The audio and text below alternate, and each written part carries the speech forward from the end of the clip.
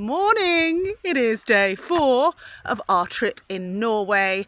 We started off riding to and along the Rallarvegen, going up and over snowy segments. It's been absolutely fab. And then we zip-lined down the valley to the fjord, which was just wonderful, although slightly marred by a giant cruise ship, I have to say. If you watch that video, there will be a bit of grumbling. Sorry. But today we've woken up in this, I can't say lovely campsite, it's a campsite.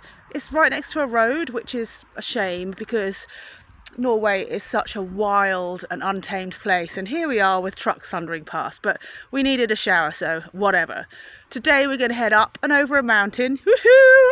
I think I've managed to fix the slow puncture in my tyre, so it might be slightly easier than the previous pass that we did. And we're going to head to Hemsedal, I think, which I know from when I was a pro snowboarder. Never got to go there then, but I think there's going to be some mountains, some waterfalls, all that cool scenery, and plus you've got Juliana and I to take you along for the ride, so let's go!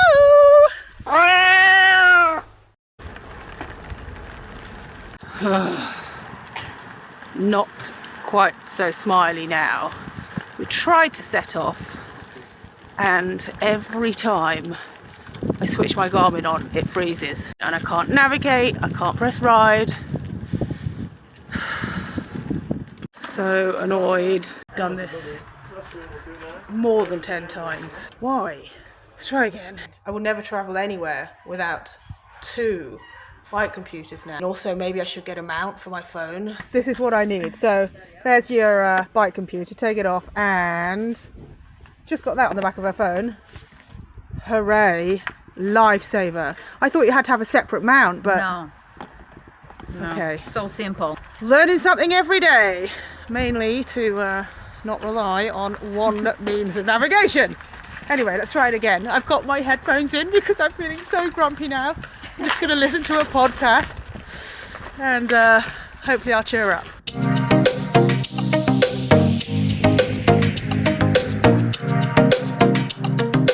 I got it working! Hooray! So pretty!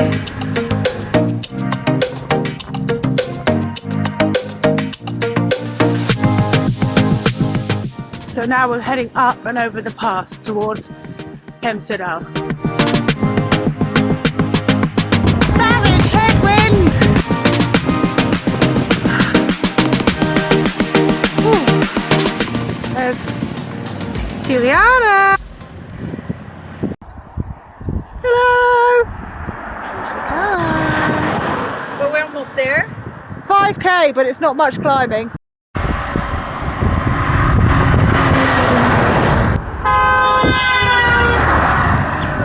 Wankers! Back on the gravel! Yay!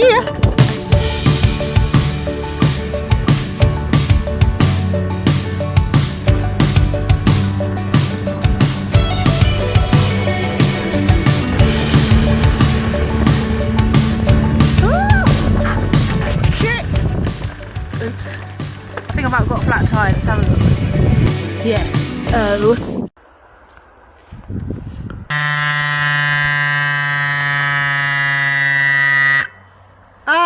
It's run out of power. The options are we could sit here and recharge it with a power bank, or I could just use a pump. So I think I'll use a pump.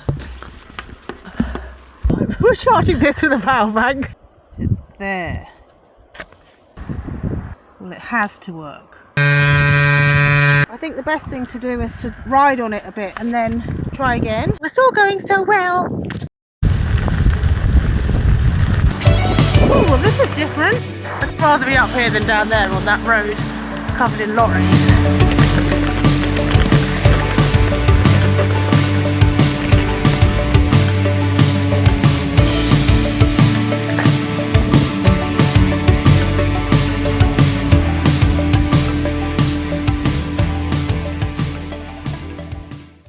Dinner is served, so I have got an entire packet of instant mash, cheddar flavoured. Then I have got tuna, gourmet. Good morning! It is day 5, I think, is it day 5? Actually, I don't know what day of the week it is. I think it's Wednesday because I spoke to my daughter and she has 2 more days of school before she breaks up. Last night, whoa, did it rain.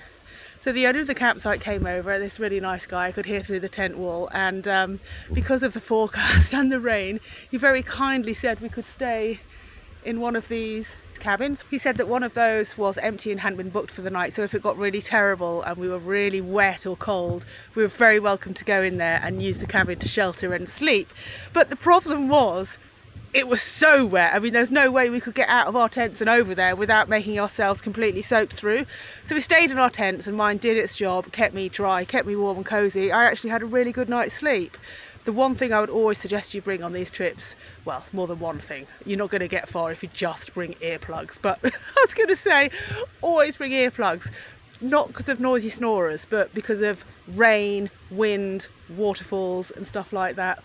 Anyway, today we are planning on riding a route from here over to Orl. I was a little bit worried about what the terrain would be like because obviously I've not been here before and I've plotted this route from some that I've seen online. Yesterday we ended up doing a fair bit of grass, which is going to be super hard going after it's been raining all night. So I was a bit worried that I'm going to be taking Juliana up and over a mountain on a grass trail, and I think that would make me a little bit unpopular. But I just had a chat with the guy that runs the campsite and he says that it's nice gravel roads. I mean, gravel roads that you can even drive down. So I'm definitely going to take Juliana up and over the mountain rather than go along the road to Goal. So that's good. The other really good thing is the forecast was so bad for this morning. I thought I was going to have to pack up all my stuff in the rain, set off in the rain, do all of that, which is obviously just, I mean, I've got rain clothes and stuff, but it's just bit of a pain, isn't it? And then all your gear's wet. So it's quite nice that I've managed to get my tent away. Obviously, the more days you spend bikepacking, the easier it gets to pack down your gear each day. Like the first evening when we were at the hotel getting ready to leave early the next morning, it was like a complete nightmare. Where to put everything, will it all fit? I mean, half of Juliana's stuff didn't actually fit. So it's quite nice when you've done a few days on the trot, you know exactly where everything goes, you know what order to pack it all, and it becomes a little bit more streamlined and less of a pain in the arse basically. So I've got my, where is it? I've got my tent, the Big Agnes Tiger Wall UL1. I've got my tent, I've got my thermarest sleeping mat, I've got my pillow, I've got my eye mask and earplugs, and I've got my sleeping bag all in this. And this fits very nicely on my Restrap bar bag holster type jobby, which has also got this food pouch that's removable attached to it. So I'm really digging this setup. It's working very well for me. I've got various frame bags and pouches and stuff with other odds and sods on, and then at the back in the saddle bag, that's my food, the food that needs cooking rather than the ready to eat stuff, of course, and all my clothes. So it's nice to feel semi-organised. The great kind of worry on trips like this is that you're going to lose something or leave something behind, and because you're going fairly minimalist, that could be totally disastrous. As it goes, I think the only thing I forgot on this trip was my hairbrush, so not too bad.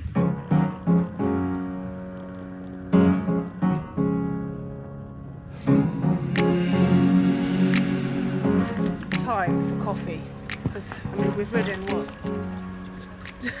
3 kilometers, so we're going to get some coffee and we're going to get some more supplies like ready to eat food, so because we're going up and over the mountain. We're both a bit tired actually. You know what, it's amazing how much we've been sleeping. Our tents are so cozy, so cozy. I think I got about 10 hours sleep last night. I've been sleeping more here than I do at home because, you know, there's no kids here. They look nice. Check this out. So the coconut and custard one is a school bun, and the other is cannonball. Sorry for my pronunciation, but a cinnamon bun. So those are for later. I'm also getting a panini and a coffee. Tell you what, we've had endless problems with navigation on this. I've got a Garmin, Juliana's got a Wahoo. Currently not much good to say about either of them. Anyhow, we won't let it stop us.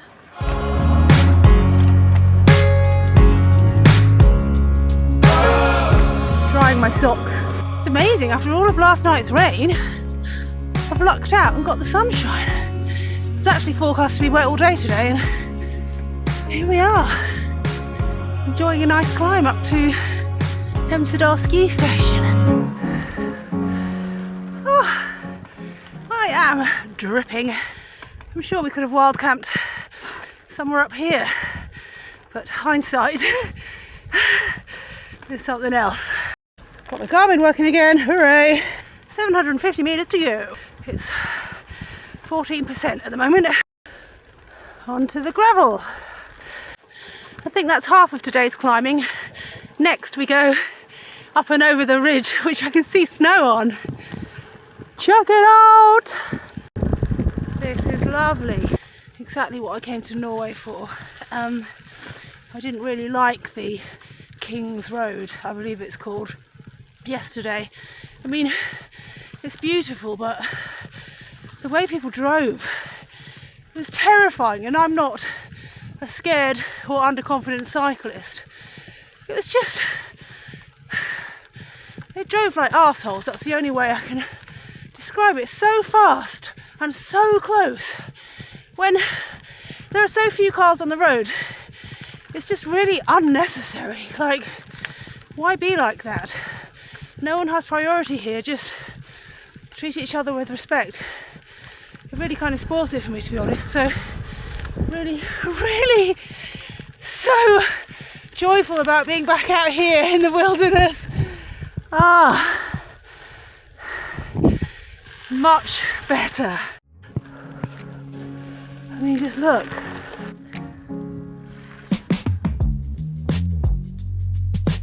I think it's time for one of these. Ta-da! Oh wow, it's a lot of coconut. It is very, very sweet. Nice to try, but I might pick some of that off. It's too sweet for me. Oh!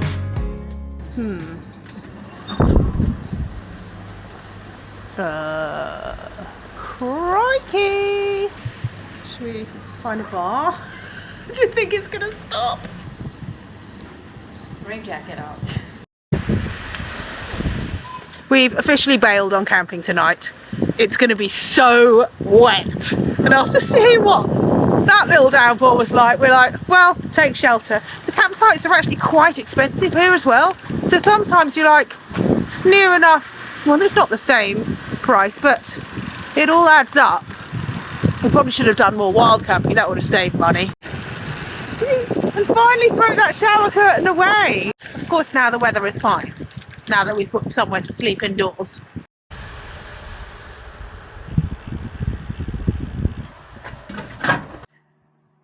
Booking.com. Room 5.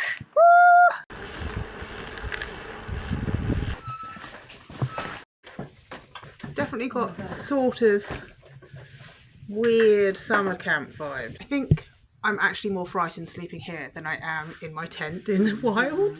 Feels like we're the only ones here. Exactly, it's kind of freaky.